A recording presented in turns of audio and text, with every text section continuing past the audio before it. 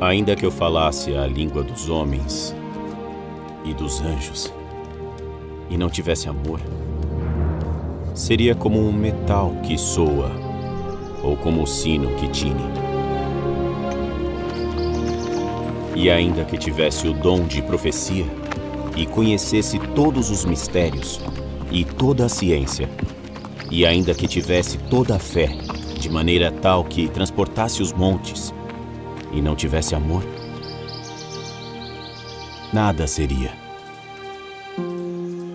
E ainda que distribuísse toda a minha fortuna para o sustento dos pobres, e ainda que entregasse o meu corpo para ser queimado e não tivesse amor,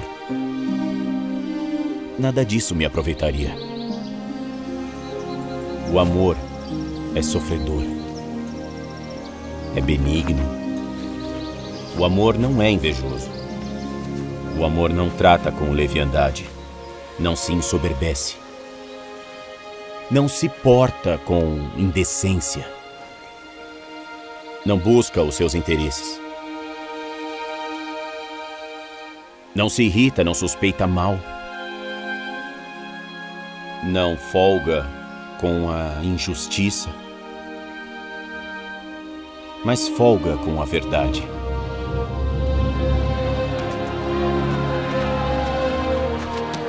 Tudo sofre,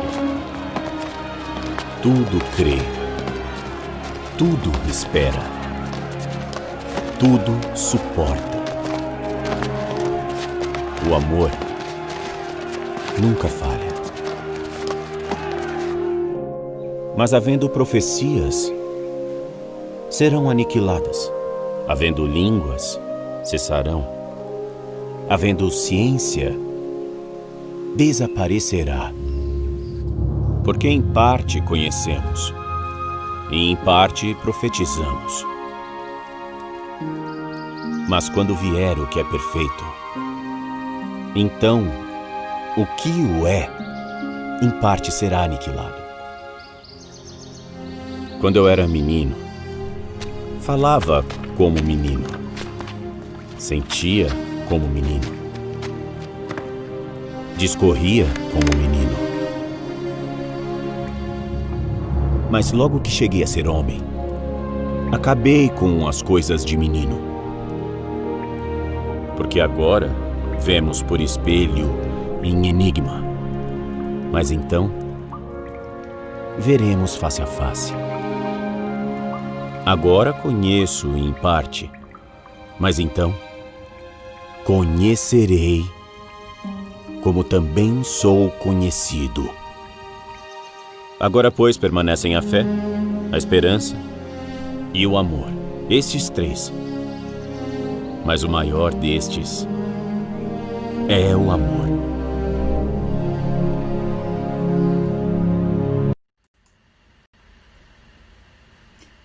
Gostaram do vídeo? Nós acreditamos que depois dessas reflexões profundas e suaves, né, que Paulo vai nos envolvendo, já é uma maneira de a gente se conectar a Deus, preparando aí as nossas reflexões, né? Esse trecho que nós projetamos para vocês, nós encontramos ele no capítulo Fora da Caridade Não Há Salvação.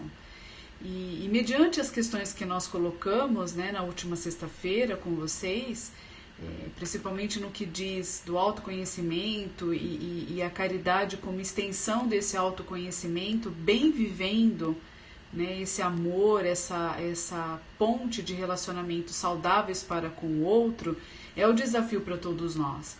E Paulo, né, o apóstolo Paulo, ele é uma personalidade do Evangelho que nos faz refletir o quanto que ele conhecia a verdade, né, era um doutor da lei, tanto da lei humana quanto das leis divinas. E apesar disso, né, ou por conta de conhecer essas leis, ele se empoderou, fez uma justiça, fazia a justiça e com toda a sua jovialidade, a sua força, né, aquela ansiedade de todo jovem de querer transformar, de fazer justiça, de impor uma verdade, de transformar o mundo, ele violentou muitas consciências.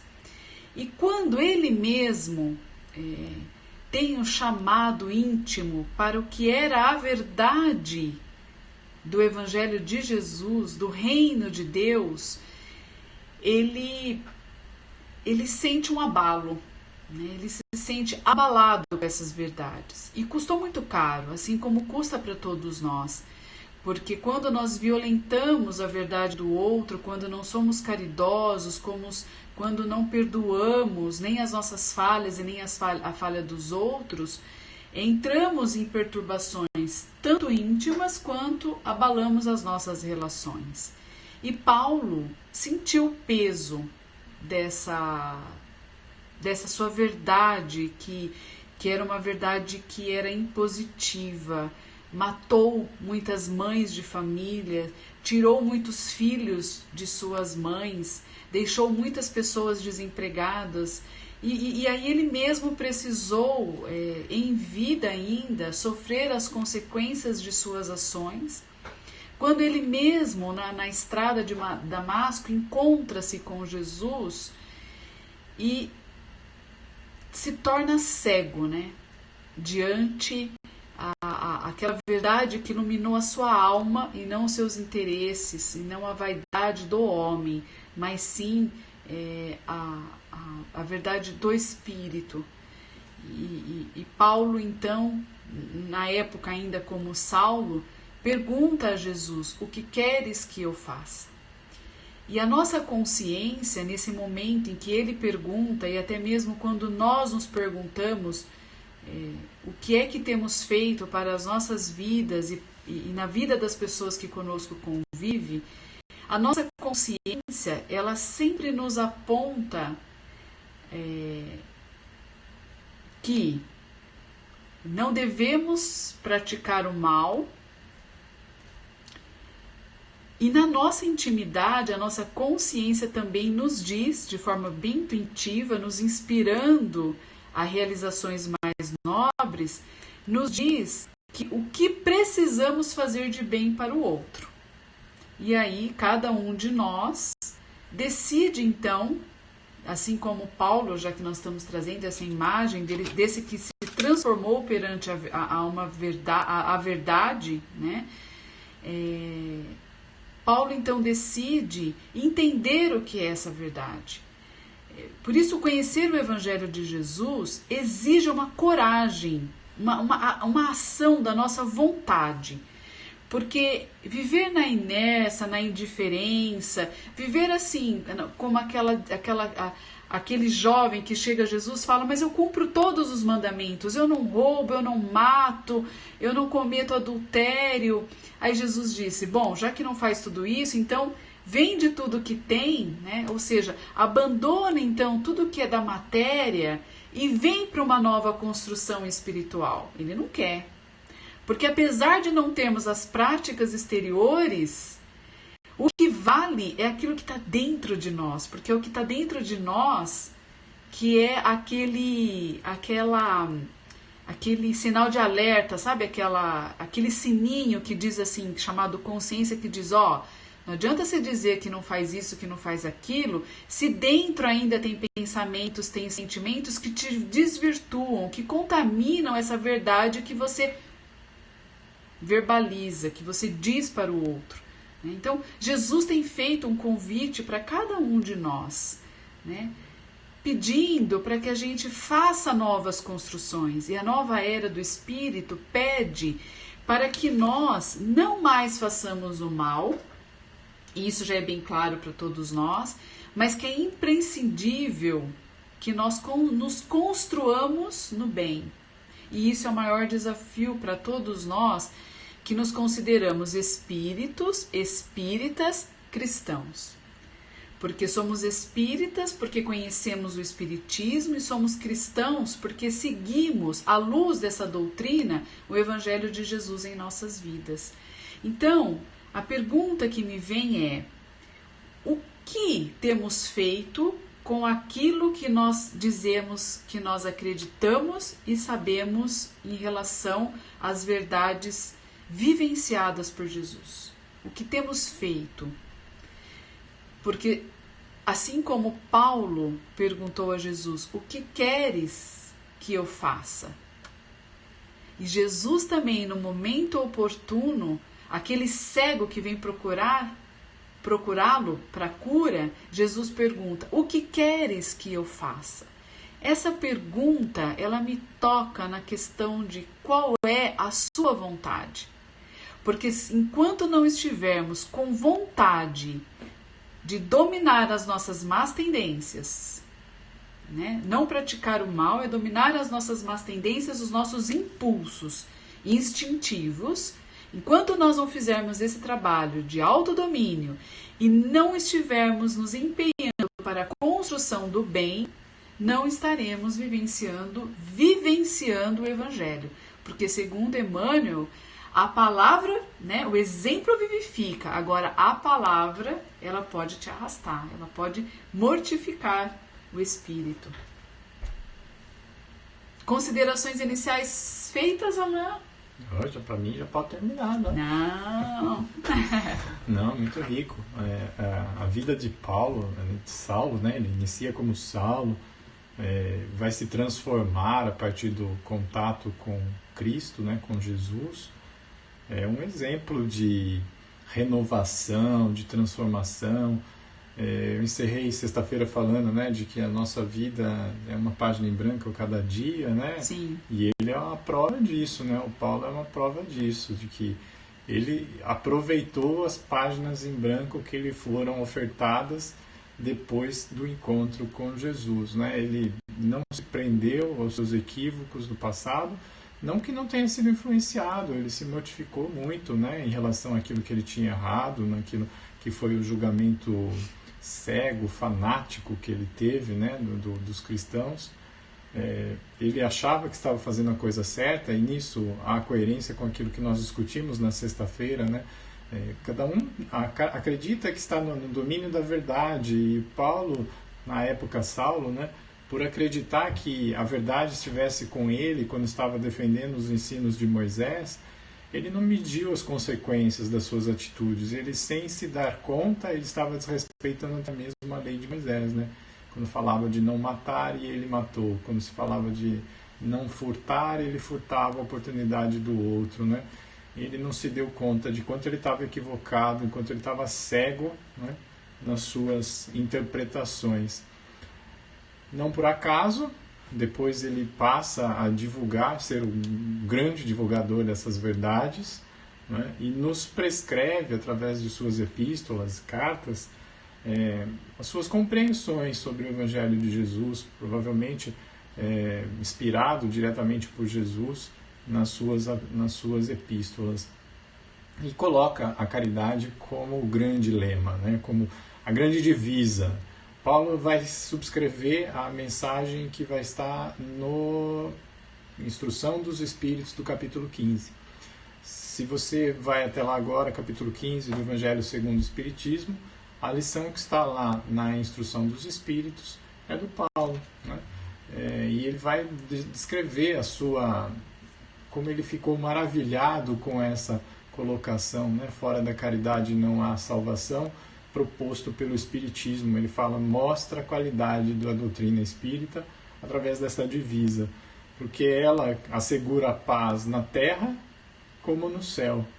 Na terra, porque promove a solidariedade. Quando todos agirmos na caridade, todos estaremos na posse do necessário, protegidos e amparados solidariamente, né?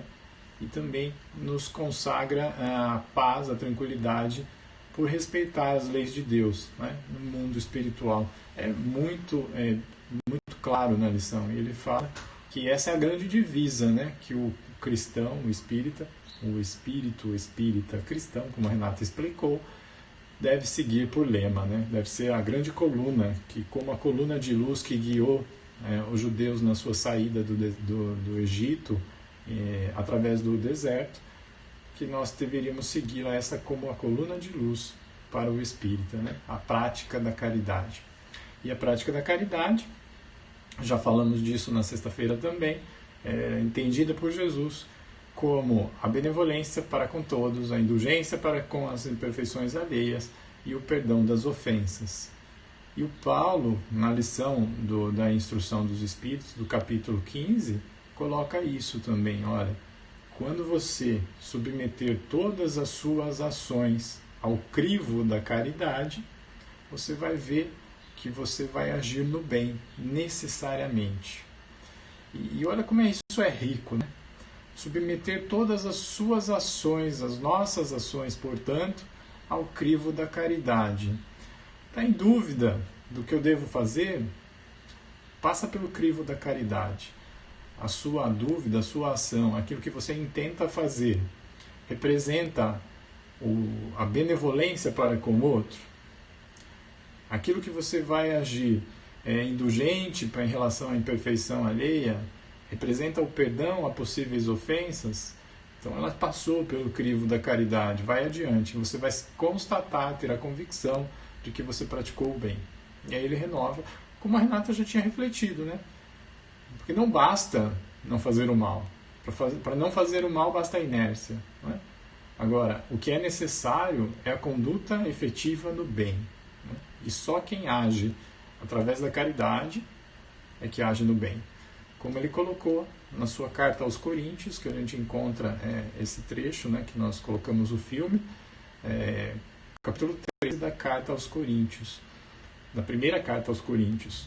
Todas as ações submetidas ao crivo da caridade, porque sem ela nós não somos nada. Ainda que tenhamos todos os recursos da mente, ainda que tenhamos todos os recursos financeiros, ainda que tenhamos todos os recursos até mesmo do espírito, mas se não houver caridade, nada somos, né? E ele chega ao máximo, né, ao extremo, quando ele coloca: ainda que eu me desfizesse de todos os bens e desse até mesmo o meu corpo para ser queimado, se nesse gesto não houvesse caridade, nada significaria, né? Então é um símbolo de quanto essa conduta é importante, né? E como ele coloca de uma forma até poética, né, você reconhece o cristão, né, reconhece o verdadeiro cristão pelo perfume da caridade que ele esparge por onde passa, né? Nossa, lindo, né? Lindo, né? Lindo, lindo sim. O que mais que a gente pode destacar dessa lição?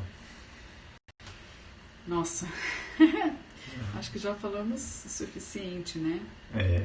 Eu queria aproveitar então esses minutinhos aí que nos sobram daquilo que é o nosso pacto, né, de falar, porque é uma semana especial para nós, né, Rê? A gente está iniciando essa semana hoje, no dia de hoje, a semana que comemora a data de fundação do Centro Espírita Portal da Luz, né?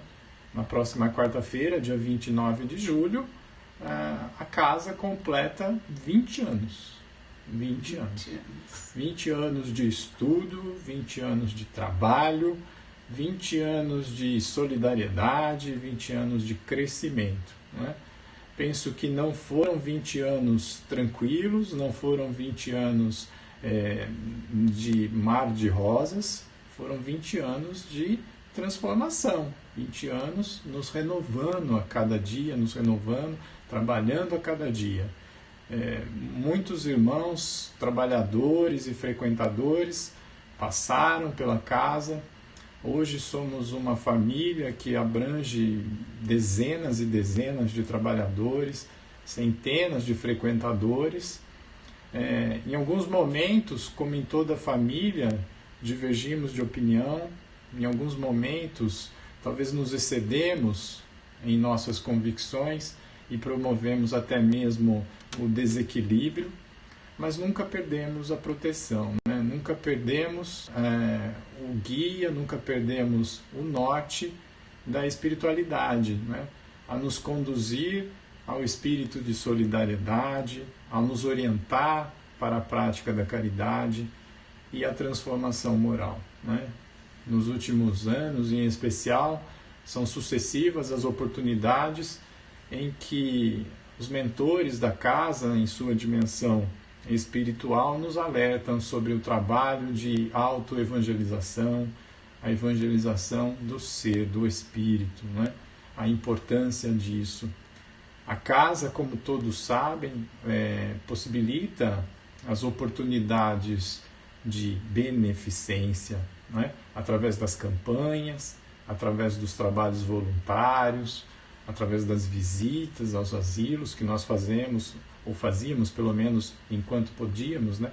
Mas que certamente retomaremos ao reinício da vida em sociedade mais tranquila, retomaremos indubitavelmente, mas, acima de tudo, a casa sempre aprimorou-se no estudo, né? Sempre aprimorou-se na transformação íntima, moral de cada um dos frequentadores, na assistência espiritual quando necessária, mas na assistência espiritual que liberta, não aquela que escraviza, não aquela que faz adeptos, não aquela que prende e cobra posturas, né? Mas aquela que liberta, que atribui a responsabilidade a cada um, que mostra as possibilidades de crescimento e renovação e coloca a responsabilidade de cada um à escolha, né? Que lindo, muito lindo mesmo. Isso aí. Então a gente faz aqui, aos seus fundadores, hoje representados pelo casal Anésio e Isaura, a nossa homenagem, né? Que nesse casal representa hoje a ideia norte do portal, né? De dar continuidade ao trabalho, incansável, diário, né? A todos os instantes. No único dia da semana em que eles não estão fisicamente presentes na casa, eles estão em pensamento, estão em vibração, estão em sintonia, né? Então que a gente possa espelhar-se neste casal para ser estimulados a esse trabalho, ao exercício desse dever, ao cumprimento e às oportunidades que nos dão, né, a cada dia, como já dissemos outras vezes. O nosso parabéns sincero ao Portal da Luz, a todos nós frequentadores. Viva o portal! Parabéns, né? Gratidão por estarmos ali, trabalhando, vinculados a um trabalho muito sério, que eu desejo nesse momento, né, ao Portal da Luz e a todos nós que convivemos nesse espaço, que nós possamos entender mesmo e compreender esse espaço como uma escola ou um hospital, né? Muitos momentos acolhemos esse espaço para nos ajustar internamente e aí acolher uma necessidade íntima, mas sempre uma oportunidade de escola de almas, onde nós precisamos conhecer a verdade, mas conhecer a capacidade de transformação íntima, na convivência um com o outro, acima de tudo com o Evangelho de Jesus, com essa doutrina que esclarece tanto a nossa consciência, amplia os nossos horizontes, e mais, porque quando a gente fala em horizonte, eu penso sempre em horizonte, as nossas relações, ela é o horizonte que nos norteia, né? Mas o Espiritismo, ele transcende esse horizonte, fazendo com que a gente crie uma relação vertical com Deus, que a gente possa compreender Deus, compreender a nossa natureza, a nossa intimidade, o nosso ser espiritual, que exige grande, né, modificação, energia, para que possamos ter uma psique saudável, né, e se expressando de forma saudável através das nossas palavras, das nossas ações, do nosso olhar, do nosso coração transformado pelo Evangelho de Jesus em nossas vidas. Da minha parte, eu gosto muito de dizer para as pessoas que um dos dias mais marcantes na minha vida no Portal da Luz foram muitos, mas o mais marcante foi quando eu pude receber a rosa, né, nas minhas mãos, e através das rosas sempre me conectando a um trabalho, principalmente dos benfeitores, né, em especial Meimei, né, que gosta muito das rosas, das crianças, dos jovens, e eu gostaria então, de uma forma muito singela, fazer com que o perfume da caridade que a gente recebe com tanta amorosidade no Portal da Luz possa chegar a cada um de vocês, né? Em nome aí deste trabalho maravilhoso do Espiritismo, que nós possamos cobrir com o perfume das rosas as nossas vidas, nos momentos em que estamos isolados, não estamos podendo nos abraçar, nos olhar, quanta saudade envolve esses momentos, que nós possamos, através das lembranças, das memórias, desses momentos felizes, desses abraços amorosos, dos olhares de compreensão que recebemos, que nós possamos acessar essa memória nesses instantes finais e cobrir de esperança e muito amor os nossos corações, para que possamos, irmãos, ter bom ânimo nesses momentos de dificuldade, de desafios que todos nós estamos vivenciando, né?